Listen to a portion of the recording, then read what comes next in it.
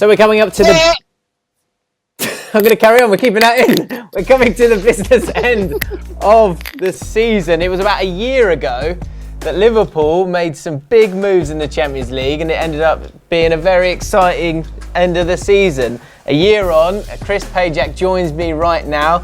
A year older, a year wiser, but probably just as tense. Probably more tense, I'm guessing. You've had a little break, the FA Cup. You're out of that, so a bit of time to get yourselves ready for what is a huge week. You've got Bayern Munich, and then of course Man United at the end of the week. How has the week without a game been? It's been great, to be honest with you, mate. Yeah, it's been lovely. I wasn't expecting that. I thought there's going to be some nerves there. They're kind of building up. You wouldn't rather have games? No, I think maybe I'm not your atypical Liverpool fan in this sense, but it's been nice to have the weekend off, spend it with the family and all that type of stuff. It's kind of felt like an international break for me because the FA Cup was it was a bit rubbish, wasn't it, to be perfectly honest? Yeah, I didn't enjoy it either. Yeah, it was shit. Friday night, I hate that. QPR play Friday night, and so if you win, then great, you have a great weekend. But if you lose, it's done. We lost 1-0. Let's get back to Liverpool. Let's get back to your lovely week of football, playing Bayern Munich and then Man United at the end of the week. So I'm surprised by that. What is the feeling amongst Liverpool fans? Is there a kind of... Because a year ago, I think you went on this exciting journey that you weren't expecting on, and it kicked off with that amazing win against Man City in the Champions League. And this time around, a year on, you've got to be looking at it and going, that's as good as I could have hoped for. Am I right in saying that? Last season? Or this season? This season. So 1 year on from that team that you go, oh wow, we've actually got some really good players. We've got a team that's settling down now. We've got a squad that's good enough to deal with the best teams in Europe. A year on, this is probably where you would have wanted to have been, right? Yeah, absolutely. I think, a year ago, if you'd have asked me where we were this season, I'd probably be saying to you, listen, I'd like to be close to Manchester City, but I didn't really think we'd be joint top with them, obviously with a game in hand on them. I'd be expecting another European Cup run, or at least to go quite far in that competition. But it'd be more, maybe it would be more hopeful than expectation, to be honest with you. I think now you look at the side, and we're playing one of Europe's elite teams in Bayern Munich, and a lot of people think Liverpool are favourites. Yeah. Now this is a side that had 3 or 4 years out of the Champions League, James. This isn't a competition we're supposed to be challenging in, but here we are. Jurgen Klopp has done an incredible job so far at Liverpool. I think, fans of other clubs will be quick to remind me and you that he hasn't won a trophy yet. That is the case. Mm-hmm. But I think, as a Liverpool fan, what we're seeing each season is an evolution of this side, a progression of this side, and I think that, as a football fan, you've got to always hope that your team will keep improving, and that's what Liverpool are doing right. Yeah, and so now it's it does feel like it's right. There's that last deep breath of that weekend off, and then it's full steam ahead with these 2 huge games. I read that as well. I think it was Kimmich who said that you guys are favourites for this game and for this tie. So would you agree with that? If you can sort of calm yourself down and take away the sort of football fan of it, if you look at how well Liverpool have done this season, and would you say that you are favourites for this tie? I think there's a case to be made that we're favourites for this tie. I think you've got to respect Bayern Munich, though. You've got to respect what they've done in the competition, barring some last minute madness. It could have been a Liverpool Bayern Munich final last season. They've won the Champions League only a few years ago. Their heritage in this competition is just as good, if not better, maybe than ours. And they generally win their league as well, which is something Liverpool can't say at the moment. But based on this season alone, Liverpool have been dominant in most of the competitions that they've been in, certainly the Premier League. We've been a little bit up and down in the Champions League. I think what people are quick to forget is, although we've made it through the groups, James, it was very, very difficult to get through those groups. We had a poor performance away at Napoli. We were beaten comfortably by PSG, and we were beaten comfortably by Red Star away. If you go back a little bit further, we lost another European tie away from home in Kiev, obviously the Champions League final. We lost an away tie against Roma, although we progressed. It's been 5 games. Liverpool have lost away from home in the Champions League. So, yes, we've been good at Anfield. I think it's around 29 games unbeaten in Europe at Anfield.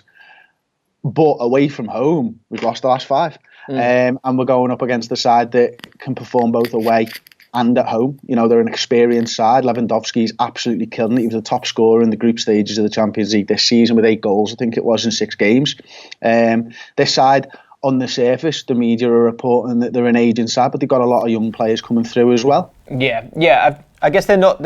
It feels like, and obviously you can throw the league form at them as well. This is probably the first time in about 4 or 5 years where they've actually had, well, you know, they're second in the league at the moment, where they have had a challenger in the league. So that makes them go into this round of games in a different different mindset, because they probably will be able to rest a few players in the game before, whereas this time they've got to manage it all at the same time. On the other, James, this is something that we've been accusing Bayern Munich of for years. We've been saying that PSG and Bayern Munich don't win the Champions League because their league is too easy. So if we've been right the last few years, maybe this is the impetus that they needed. Maybe they needed a good Borussia Dortmund to be able to challenge. One of the things that I think Bayern is struggling with at the moment is there's a move away from certainly a couple of the big German teams of selling their star players to them. You know, over the last 10, 15 years, Dortmund's best players have all gone to Bayern Munich. Now we're seeing Dortmund, who would rather sell to somebody else. We're also seeing the likes of RB Leipzig, who'd rather sell Keita to Liverpool, for example, rather than keep strengthening that behemoth that is Bayern Munich. Right. You know, they can get close to Bayern Munich if they stop selling the best players to them. If they're going to sell the best players, sell them to somebody else. Don't sell them to the team that you're going to face twice a year. So for you, on the other side of it, this is a Liverpool team that's got a huge chance of winning the league. How do you look at the Champions League now? Do you see it as it's a free hit? Do you see it as a free hit? There's no pressure, and if you go out, then don't worry about it, because really it's all about the league. Yeah, and I think that is the case, but this is too big a competition to really truly treat like that as well, isn't it, James? I think we all know that this competition is Europe's elite competition, and as such it should be respected. You know, Liverpool will go into this with the strongest side. There's no question about it. But if we put our strongest side out and we get beat, well, you know what? In my head, I'll be able to justify that and say, listen, that's not the most important competition. But if we don't go and win the league, then it looks silly either way, doesn't it? It's tough. It's really, really difficult. And I chatted to Steve. Good problems to have, mate. Yeah, I mean, great problem to have. I was chatting to Steve McNerney about it, and he obviously, you know, as a Man City side, looking for every kind of advantage that he can get as a Man City fan.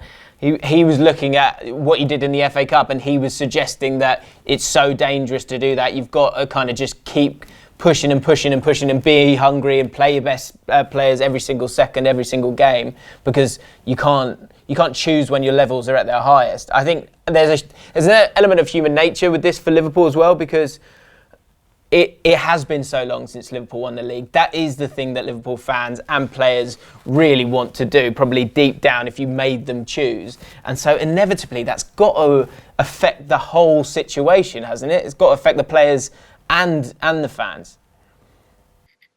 I think it affects the fans more than the players, or at least I hope that it affects the players less than it does the fans. I think as a fan base, we're quite a nervous group at the moment. You know, we're obviously there trying to support our side, but you know, those 29 years it will be by the end of this Premier League season without winning that trophy means that we want the Premier League more. We've won the European Cup. Admittedly, it was 14 years ago, so it was a long time. You know, we've had a good run in Europe's competitions the last few years, reaching the Europa League final, reaching the Champions League final, but we didn't win anything. You know, a trophy's massive for Liverpool, whether it's the Premier League or the European Cup. I think one of the things that you've got to remember is that these players that we've got haven't tasted success yet. There's a few players there. I mean, Daniel Sturridge won the Premier League, and James Milner's won the Premier League. Then you've got Shaqiri, who actually won the Champions League with Bayern Munich and appeared in that final. But other than that, this is a young squad, a hungry squad, and you know, they won't be like us. They won't be like us as fans thinking, you know, well, the Premier League's more important. It's still Europe's premier competition, and to the Europeans in the side, it'll be like that. And some of those new signings who are sort of starting to come in and really step up for you now. All those guys didn't, you know, Fabinho didn't, Alisson didn't, Keita haven't played in the Champions League final. Let's move forward to the rest of this season. I want to talk about 3 key players in the run-in. 2, I'm going to let you decide. But one player I do want to talk about is Naby Keita, because he's had a difficult first season. I think everyone thought he was the final piece in the jigsaw in terms of that that midfielder who can really do everything, who's going to be a perfect fit for a Jurgen Klopp side. And he's come in, and it shows the depth of the squad that it's taken up until now for. Well, and even in the games that he has played, there's been a bit of disappointment about his performances. The game against Bournemouth, he was a hell of a lot better, it seems, from all the reports that I've read. What's your kind of summary of Naby Keita so far this season? And do you think he could really, like Man City have got De Bruyne, who they hope will come into his own in the last back end of the season? Are you hoping for the same from him, or is that too high an expectation? No, I'm hoping for it. I can hope for it, can't I, James? I think, he's had an indifferent season so far. I think he came in, first game of the season, we beat West Ham 4-0, and he had an absolute barnstormer of a game, and we were all really excited to see. And not only that, the expectation level was high because we'd signed him a year before. So we got to watch Bundesliga games where he's performing at a high level, admittedly with a few red cards. But he played incredibly well, scored goals, got assists, was instrumental in RB Leipzig, putting an assault on the league that season. And I think Liverpool wanted to see that Naby Keita, and we haven't quite seen that Naby Keita get through. He gets an injury early on in the season. He comes back into the side and we've changed the formation. Now, I think everybody assumed that Liverpool would play 4-3-3 this season and Naby would be one of those three starting midfielders. He's come back into the side. We're playing two defensive midfielders and he's shifted out to the left wing at times. And he's not really made that position his own. Sadio Mane's playing at an elite level, so it would be difficult to displace him anyway. And then, we moved back to that 4-3-3 against Bournemouth. He's improved gradually over the last few games, starting to feel like to me that he's a bit of a confidence player and he's probably been lacking a little bit of confidence. He needs something to turn his season around. He needed to win that penalty or he needed to score that goal. And I feel like he'll kick on from there. He is kind of feeling like a new signing right now because we've not been able to utilise him to his fullest potential at the moment. And he's a player that I think will be a difference maker. I think when I think about Liverpool and, the midfield this season, it was probably a little bit industrious at times last season. You'd have Milner, you'd have Wijnaldum and you'd have Jordan Henderson. And you wouldn't really have an enigmatic midfielder. Naby Keita can be that. He picks the ball up and he's very much a vertical runner. He gets the ball and he almost heads straight for goal. And sometimes he runs down blind alleys and sometimes stuff opens up in front of him. But it's about making the right decision at the right time. And that's what we're seeing him do more of. Now we just need to see that consistency over a run of games. And I think with him getting a run of games, he could really cement his place in this side towards the back end of the season. Is there another player that people don't talk about when it comes to Liverpool that you think is going to be absolutely massive when it comes to this end of the end of the season? Wow. For me, I think he is probably spoken about, but I rate Roberto Firmino as one of our best players. I think he's potentially more important than the likes of Mo Salah in the front three. I think, when he plays well, Liverpool play well. He's had a not a difficult season, but he's had some adaptation to do this season. He's played the 10 rather than the false 9 a lot of the time, and you look at it and you think, well, it's not that much different. Yeah. But it kind of is at times. The movement off of him has been different. When we went back to that 4-3-3, and I cite the Bournemouth game because it was the most recent, the movement was there again. We saw the three players up front playing like they did last season, creating space for one another. I think he's key, and I also think Trent Alexander-Arnold will be key over the next few weeks. We've missed him massively over the last few weeks. We've had James Milner slot in at right back, and that guy's delivery from set pieces, from overlapping, from getting into the box, he's a different class to what we've had there as backups. And I feel like if he's available and Mo Salah's playing on that right-hand side, then you see a better Liverpool because his range of passing is such that he can just knock the ball down the line to Mo to run onto. And sometimes Liverpool get a little bit safe and a little bit steady and start playing the ball inwards and sideways and all that. Trent's not like that. You go whip the ball and Mo's off attacking, and that's something that we've missed. Yeah, and I think you saw that in those Champions League games last year, didn't you? Massively. He sort of arrived with some of those through balls that he plays. He doesn't even have to think about it. His technique's just so good. That's an interesting point. You say that Firmino, you would say, is more important to Liverpool than Salah. Because I was thinking that was the third guy I was going to think. It was like, who is, of all the players, you've got those guys who maybe have got little to prove in Naby Keita. You've got that guy who's underrated, maybe in Firmino. Who is the guy, though? Above all, who is the most important player? Who is the guy? If you ask most Liverpool fans, and I actually asked this question the other day, and people disagreed with me when I said Firmino, by the way.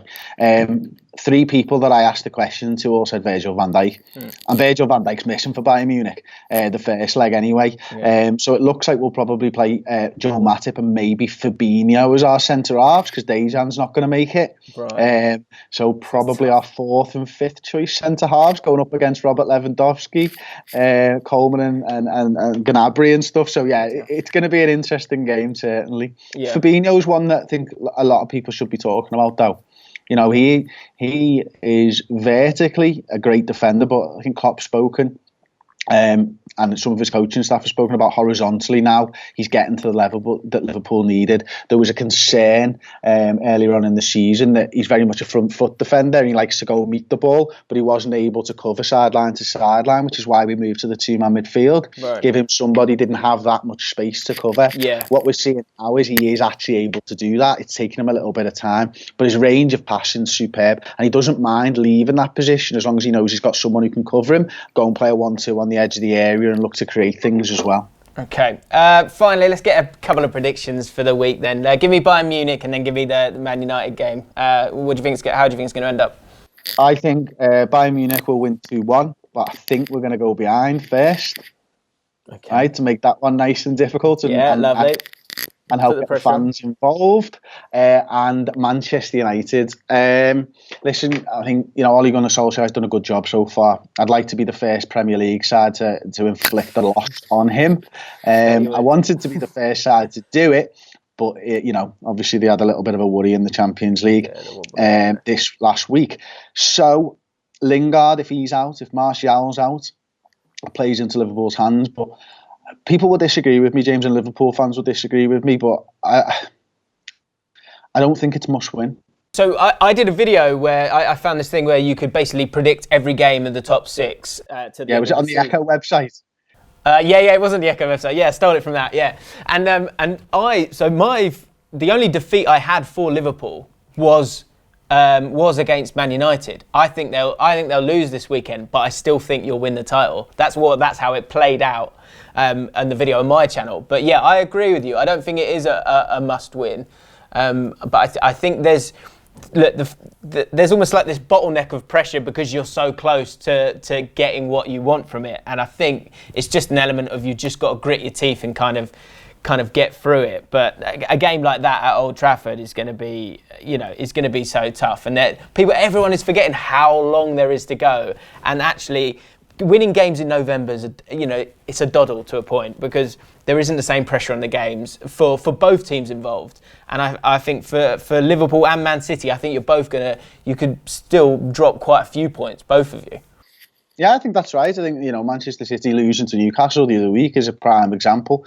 When the pressure starts to build, when you're chasing or whether you're trying to hold on to a lead, the points become harder to get, whether that's a draw or a victory. I think, Manchester United, I'd like to think Liverpool will be able to play a free game and, free of those pressures. But Man United Liverpool is never free of pressure, whether there's a title on the line or there isn't. No, and I think, for us, it's about not being naive. It's not about going and trying to kill the game off and leaving yourself open at the back. It's knowing that the value of that point is more than just one, if that makes any sense whatsoever. Yeah. It is. But the flip side of that, mate, is that if we get a draw, it's not a bad result, but it will give Manchester City confidence. And that's the side of it that I think is why people think it is must win.